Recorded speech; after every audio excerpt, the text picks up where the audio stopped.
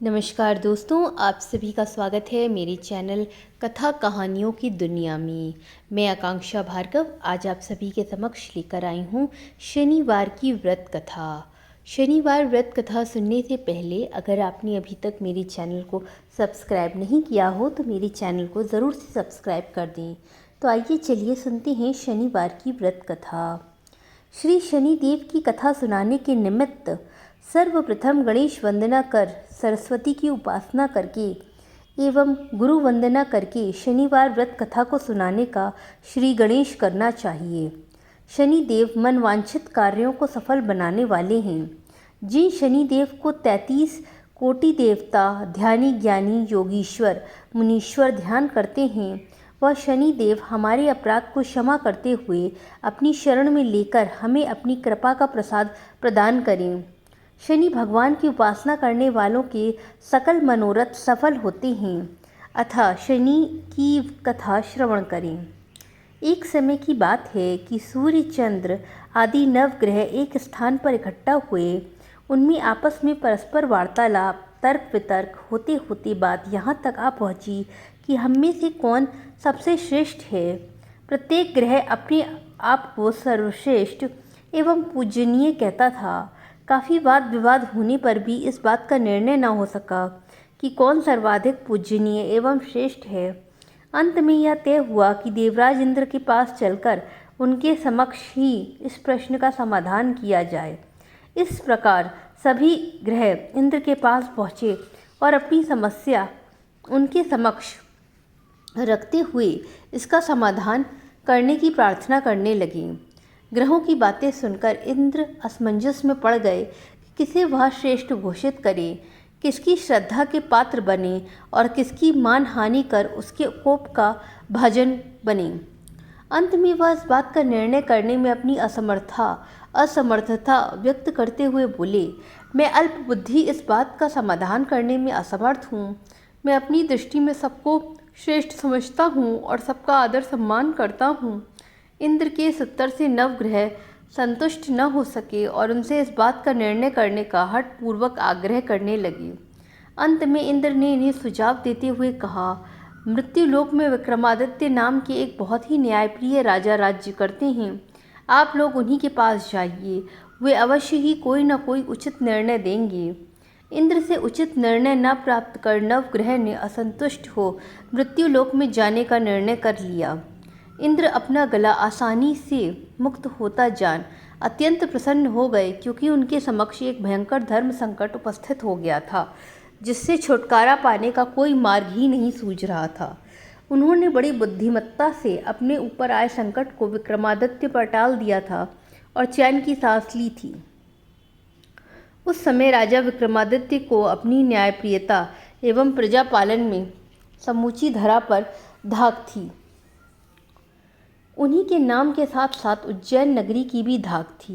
राजा विक्रमादित्य के राजमहल में बड़े बड़े विद्वानों एवं ज्ञानवान पुरुषों का सम्मेलन आयोजित होता रहता था।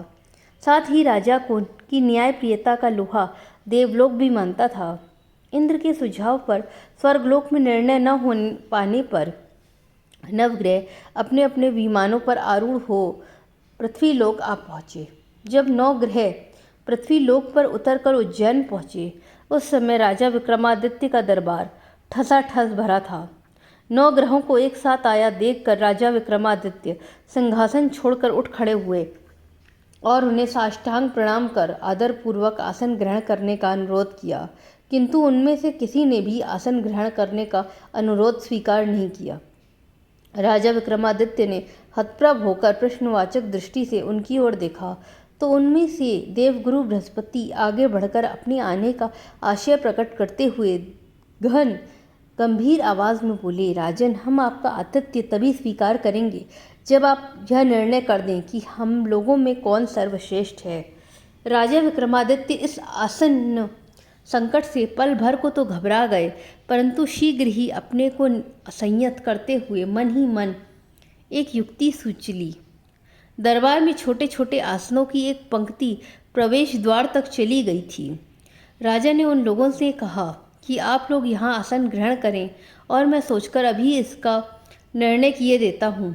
यह कहकर राजा अपने सिंहासन पर बैठ गए। सिंहासन के अत्यंत निकट जो आसन पड़ा था उस पर शीघ्रता देव बृहस्पति देव जा बैठे। उनके अगले आसन पर सूर्य देव बैठे, सूर्य के निकट चंद्रमा, और इसी क्रम में मंगल, बुध, राहु, केतु इत्यादि ने भी अपना अपना आसन ग्रहण कर लिया। पंक्ति में 8वें थे भार्गव, किंतु उन्हें भी यह संतोष था कि उनके बाद शनि का आसन था, किंतु अंतिम आसन प्रवेश द्वार के बिल्कुल निकट था, अतः शनि देव ने उस पर बैठने से इनकार कर दिया। राजा विक्रमादित्य की सोच थी कि अंतिम स्थान पर जो बैठेगा वह उसे ही सर्वश्रेष्ठ घोषित कर देंगे, परंतु यह तो परिणाम ही उल्टा होने लगा। उन्होंने सोचा था कि जो ग्रह अंतिम आसन ग्रहण करेगा उसे विनयशीलता एवं दयाशीलता के आधार पर श्रेष्ठता प्रदान कर देंगे। शनि देव को क्रोध में देखकर वे घबरा गए। जो आसन वहाँ पड़े थे वे क्रमबद्ध सोना, चांदी, कांस्य, पीतल, रांगा, जस्ता, अभ्रक, लौह आदि धातुओं के बने थे और अंतिम आसन लौह धातु का बना था। अंततः शनि ने अपना अपमान समझते हुए उस पर बैठने से इनकार कर दिया। शनि का क्रोध तीनों लोकों में प्रसिद्ध है। जब वे आसन पर नहीं बैठे तो अन्य ग्रह अट्टहास पूर्वक हंस पड़े। वह इस प्रकार अपना अपमान होते देखकर क्रोधित हो उठे। उनकी आंखें रक्तवर्ण हो गईं, उनकी भुकटी तन गई। उन्होंने क्रोध से कांपते हुए गंभीर वाणी में कहा, हे राजा विक्रमादित्य, तुमने मेरा अपमान कर मुझसे बैर लेकर अच्छा नहीं किया। तुम्हें यह ज्ञात होना चाहिए कि सूर्य एक राशि पर 1 माह, चंद्र मात्र 2.25 दिन, मंगल 1.5 महीना, बृहस्पति 13 महीना, बुध और शुक्र 1-1 महीना, राहु और केतु उल्टे चलकर 18 महीने तक एक राशि पर रह सकते हैं, किंतु मैं एक ही राशि पर 30 महीने तक रह सकता हूँ। मेरी गति का प्रमाण है कि जब भगवान राम पर 7.5 आई तो उनका वनवास हो गया। रावण पर 7.5 आई तो भगवान राम ने ससैन्य लंका पहुंचकर रावण सहित उसके समूचे वंश का नाश कर दिया।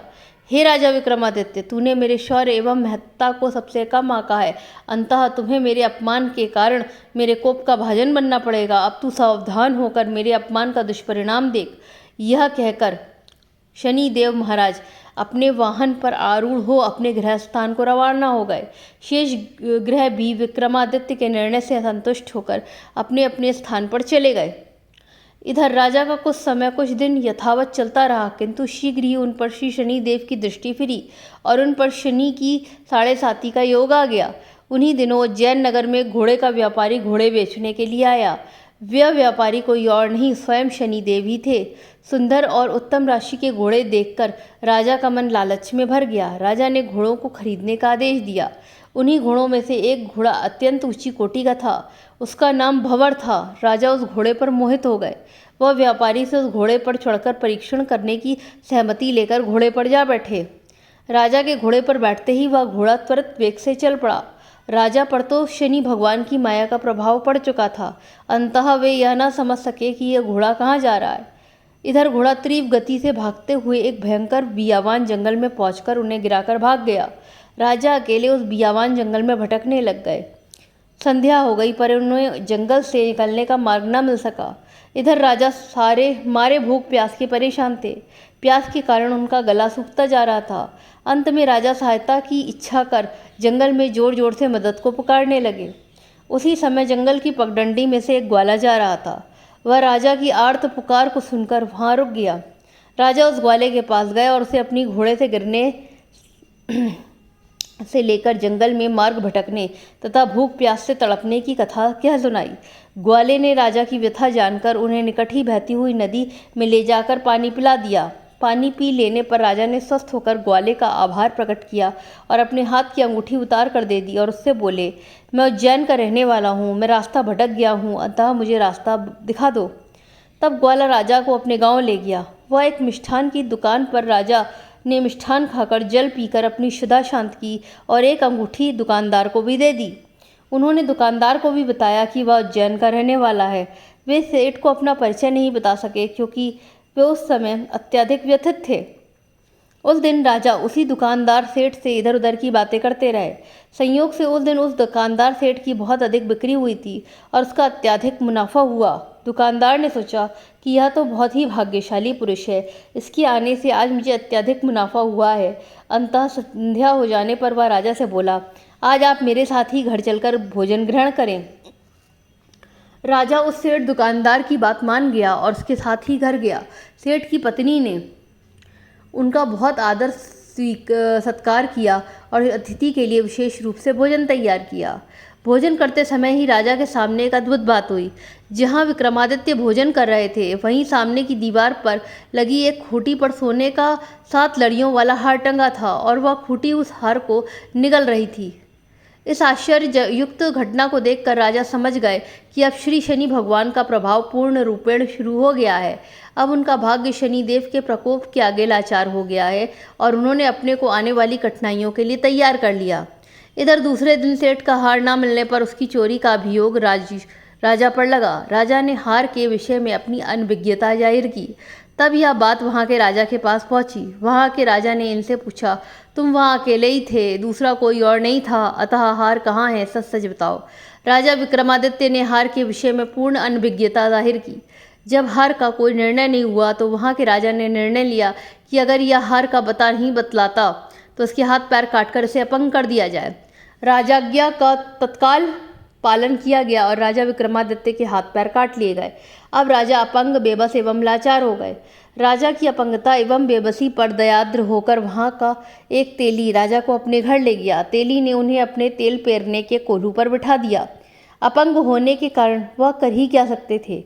वह कोल्हू पर बैठे बैठे बैल हाँकते रहते। इसके बदले वह तेली उन्हें भोजन और वस्त्र देता था। इस प्रकार तेली के यहाँ समय व्यतीत करते करते बहुत दिन हो गए। राजा पर शनिदेव का समय काल भी समाप्त हो गया। वर्षा काल का समय था। राजा कोल्हू हाँकते हाँकते रात्रि काल में मल्हार राग पर आधारित कोई गीत गाने लगे। जहाँ तेली का घर था वहीं राजा का महल भी था और उस महल के एक कमरे की खिड़की तेली के घर की ओर खुलती थी। वह कमरा उस राज्य की राजकुमारी का था। रात्रि के समय मल्हार राग सुनकर राजकुमारी विमोहित हो गई। ऐसा दिव्य संगीत उसने कभी सुना न था। दूसरे दिन उसने अपनी दासी को आदेश दिया कि वह पता करे कि वह मल्हार राग गाने वाला व्यक्ति कौन है। दासी पता करते करते तेली के घर पहुंची तो देखा कि एक हाथ पैर विहीन अपंग व्यक्ति राग मल्हार आलाप रहा है और कोल्हू हाँक रहा है। दासी ने लौटकर राजकुमारी को सब वृतांत सुना दिया। राजकुमारी राजा द्वारा किए गए राग मल्हार पर इतना विमुग्ध हो चुकी थी कि उसने मन ही मन उस अपंग व्यक्ति के साथ विवाह करने का निर्णय कर लिया। अपने मन में इस प्रकार की धारणा बनाकर राजकुमार ने दूसरे दिन अन्न जल का त्याग कर दिया। जब यह बात राजकुमारी की माता को पता चली कि राजकुमारी ने अन्न जल लेना बंद कर दिया है तो वे बहुत चिंतित हो उठी और इसका कारण जानने के लिए राजकुमारी के पास पहुंची। राजकुमारी अपने मन की बात माता से बताकर बोली, माँ, मैं उसी अपंग व्यक्ति से शादी करूंगी। रानी बेटी की बात सुनकर आश्चर्य में पड़ गई। उन्होंने राजकुमारी को बहुत समझाया बुझाया, परंतु राजकुमारी ने हठपूर्वक कहा कि यदि शादी करूंगी तो उसी से, अन्यथा अन्न जल त्याग कर प्राण दे दूंगी। अंत में विवश होकर रानी ने पुत्री के हठ के विषय में राजा को बताया। चूँकि राजकुमारी राजा की इकलौती संतान थी, अतः राजा ने भी पुत्री को अनेक प्रकार समझाया। राजा बोले, बेटी, यदि तुम्हारी शादी की ही इच्छा है तो मैं आज ही राजपुरोहित को तुम्हारे लिए इच्छित वर की तलाश में भेजता हूँ। किंतु राजकुमार ने उसी अपंग व्यक्ति से शादी करने की प्रतिज्ञा कर ली।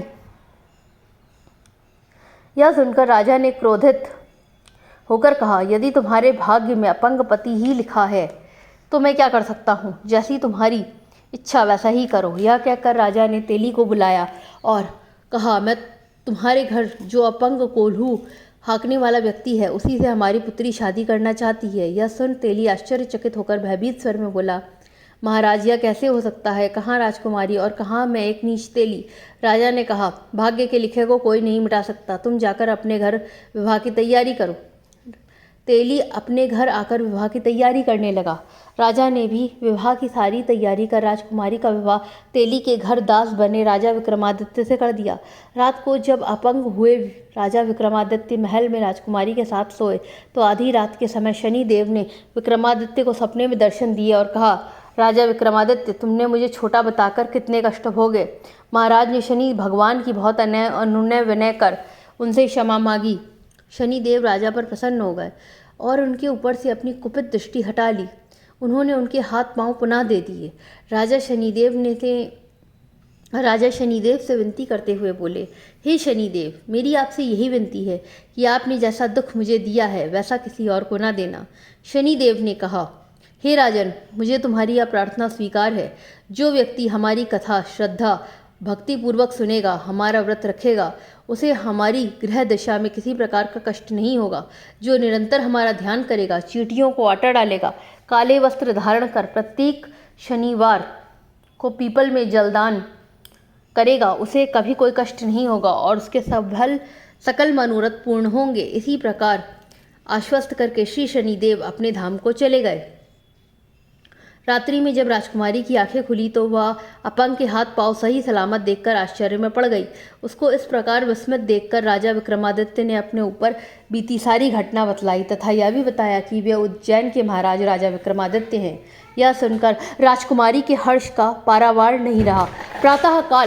प्रातःकाल राजकुमारी से उसकी सखियों ने मनोविनोद पूर्वक रात्रि का हाल पूछा तो उसने अपने पति का सारा वृतांत कह सुनाया।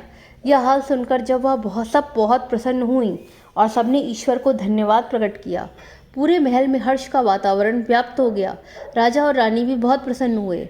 उन्होंने राजा विक्रमादित्य के स्वागत अभिनंदन में अनेक आयोजन किए। जब उस सेठ को पता चला कि उसने हार की चोरी का अभियोग जिस पर लगाया था वह कोई और नहीं बल्कि स्वयं राजा विक्रमादित्य हैं, तो उसे बहुत अफसोस हुआ। वह उनके पैरों पर गिरकर क्षमा मांगने लगा। उसने कहा, मैंने आप पर चोरी का झूठा आरोप लगाया, आप मुझे जो भी सजा दें स्वीकार है। राजा ने कहा, इसमें तुम्हारा कोई दोष नहीं, मुझ पर शनिदेव का कोप था इसलिए ऐसा हुआ, अतः तुम्हें दुखी या परेशान होने की कोई आवश्यकता नहीं है। सेठ ने कहा, मैं तभी समझूंगा आपने मुझे क्षमा कर दिया है जब आप एक बार फिर मेरा आतिथ्य स्वीकार करेंगे। राजा ने सेठ के आग्रह को स्वीकार कर लिया। महाराजा विक्रमादित्य सेठ के घर गए। सेठ ने उनके स्वागतार्थ अनेक प्रकार के व्यंजन बनवाए थे।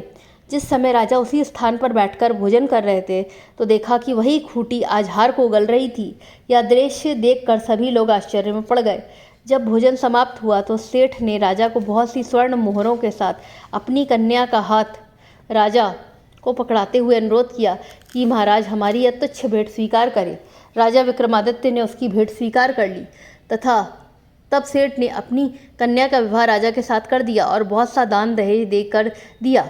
कुछ दिन तक इस राज्य में निवास करने के पश्चात राजा विक्रमादित्य ने अपने ससुर राजा से उज्जैन जाने की इच्छा व्यक्त की। राजा ने सोचते हुए उनके जाने की अनुमति व्यवस्था कर दी।